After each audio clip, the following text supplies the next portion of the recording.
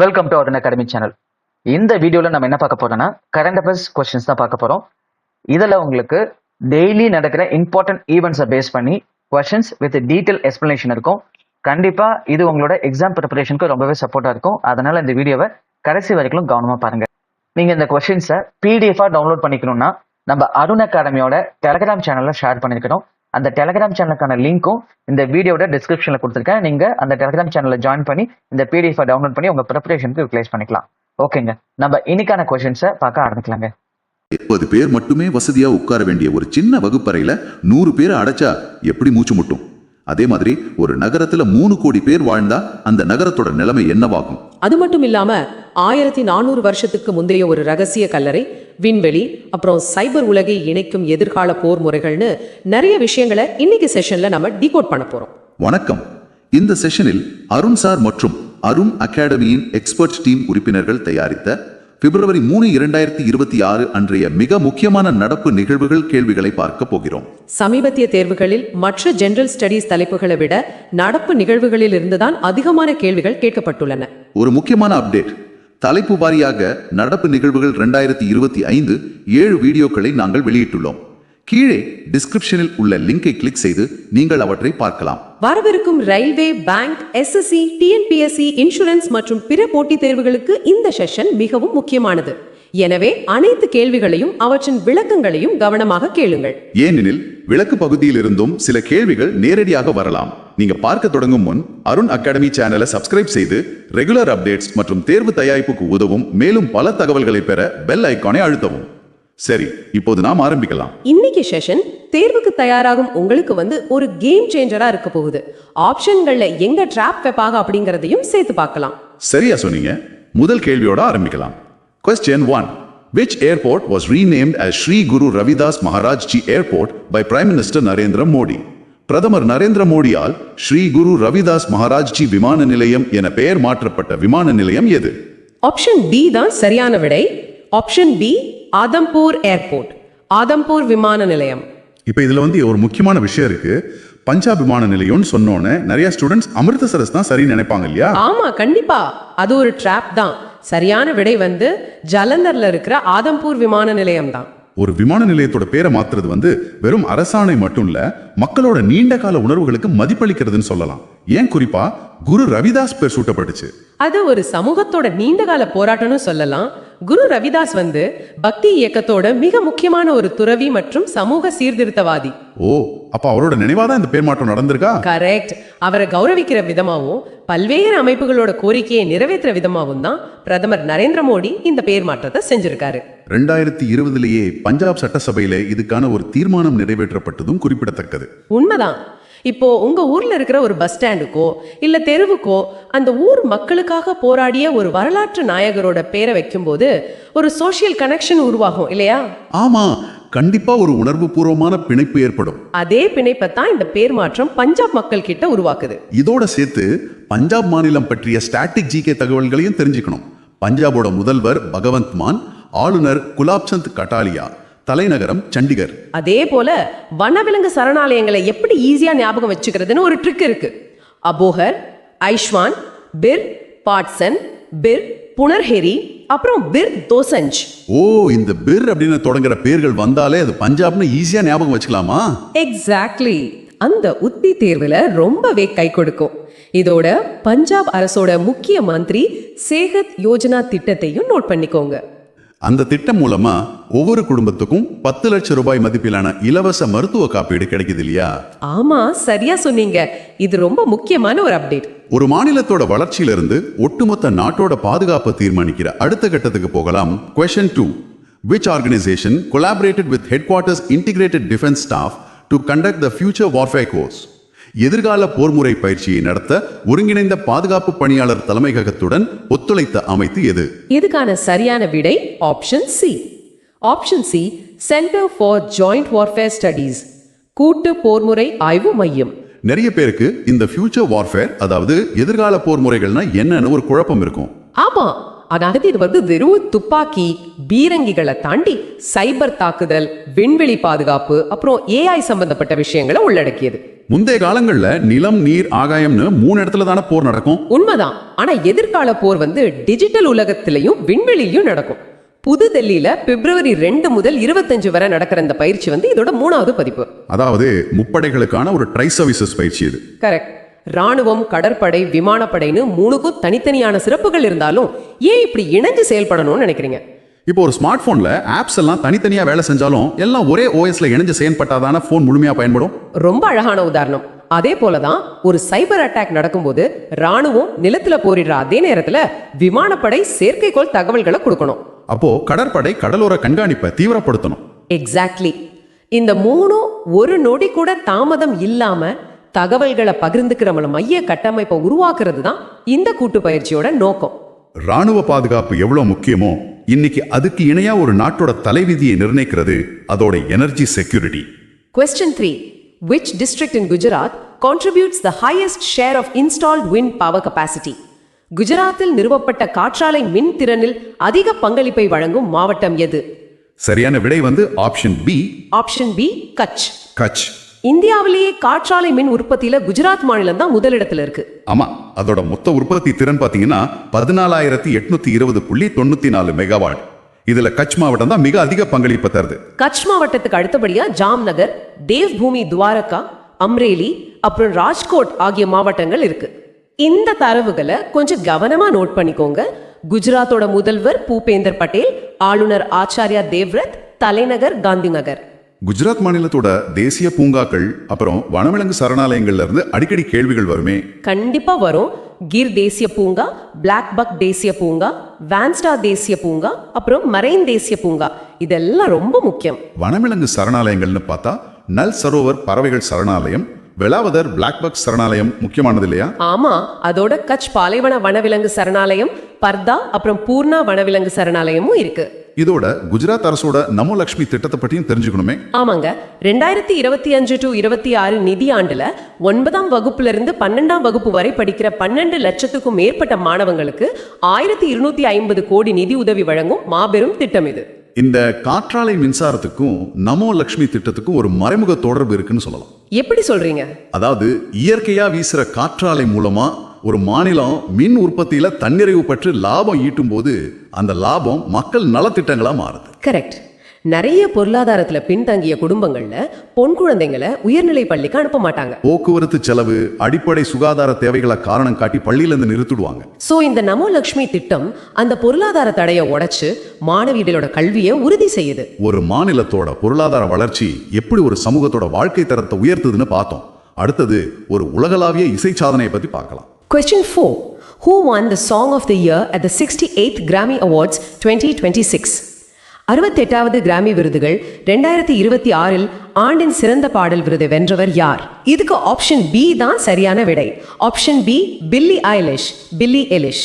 இசைத்துறையில உலக அளவுல வழங்கப்படும் மிக உயரிய விருது தான் இந்த கிராமி விருதுகள். ஆமா, 2026 நடந்த 68வது கிராமி விருதுகள்ல பில்லி எலிஷ் தன்னோட வைல்ட் ஃப்ளவர் அப்படிங்கிற பாட்டுக்காக இந்த விருதை வென்றிருக்காங்க. பாப், ராப், ராக்னு பல இசை பிரிவுகளில் உலகளாவிய திறமையை கொண்டாடும் பிரம்மாண்டமான மேடை இது. கரெக்ட். நாம அன்றாட எத்தனையோ பாடல்களை கேட்கிறோம். ஆனா மொழி எல்லைகளை தாண்டி ஒரு பாட்டு எப்படி உலக அளவுல பல கோடி மக்களோட உணர்வுகளோட ஒன்றிணைந்து இப்படி ஒரு பிரம்மாண்ட விருதை வெல்லுது? அதுக்கு காரணம் இசையோட உலகளாவிய மொழி தான். அந்த பாட்டு ஸ்பானிஷ் மொழியிலயோ ஆங்கிலத்திலயோ இருக்கலாம், அதோட அர்த்தம் நமக்கு தெரியாம கூட இருக்கலாம். ஆனா அந்த இசையில உள்ள ஒரு மெல்லிய சோகமோ அல்லது ஒரு துள்ளலோ நம்ம மனசோட நரம்புகளை நேரடியா தொடுது இல்லையா? எக்ஸாக்ட்லி.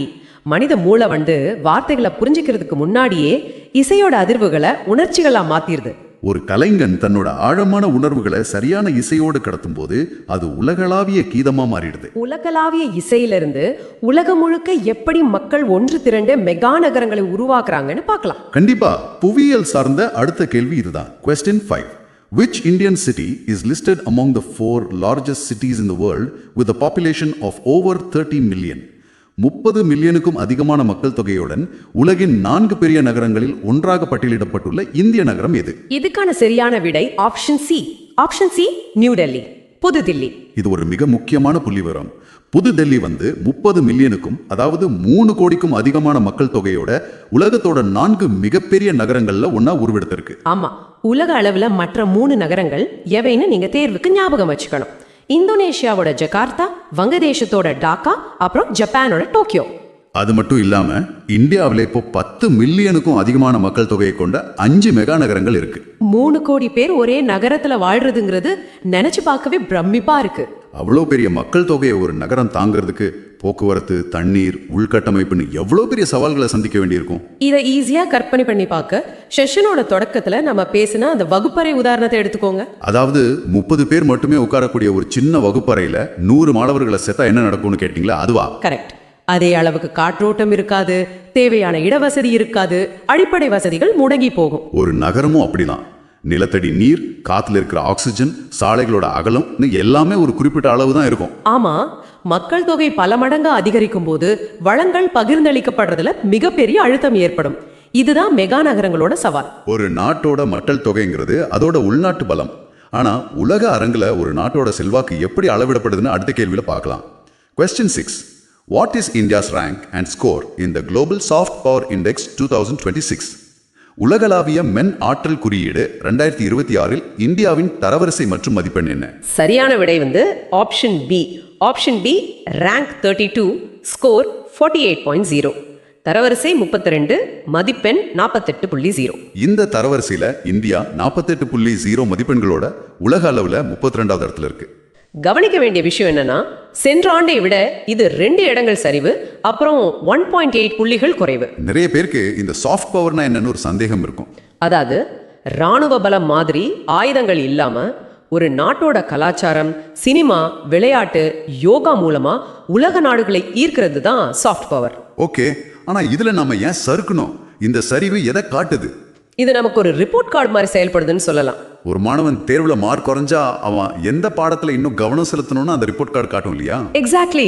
அதே மாதிரி உலக அரங்குல நாம இன்னும் சர்வதேச மாணவர்களை ஈர்க்கும் வகையிலான கல்வி நிறுவனங்களை உருவாக்கணும்.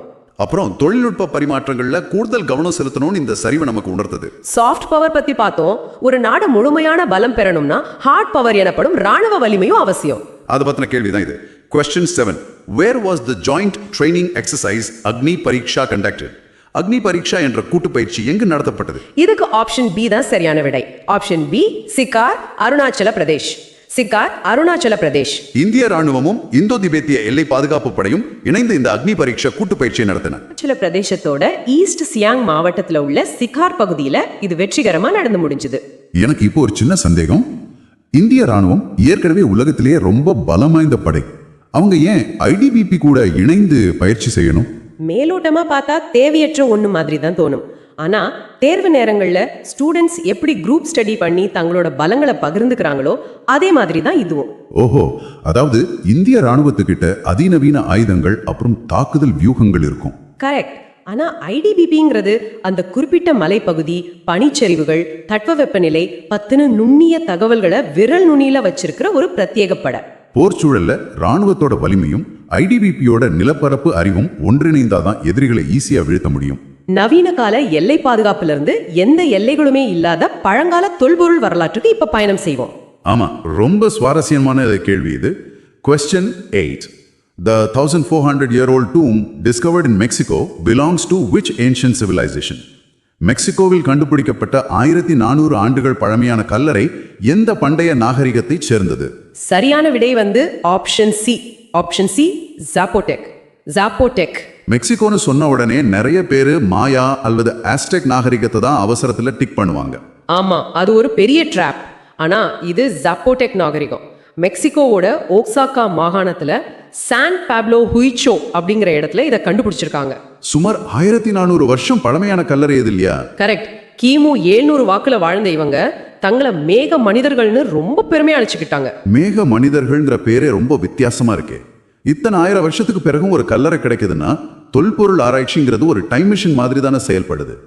ஆமா, கண்டிப்பா.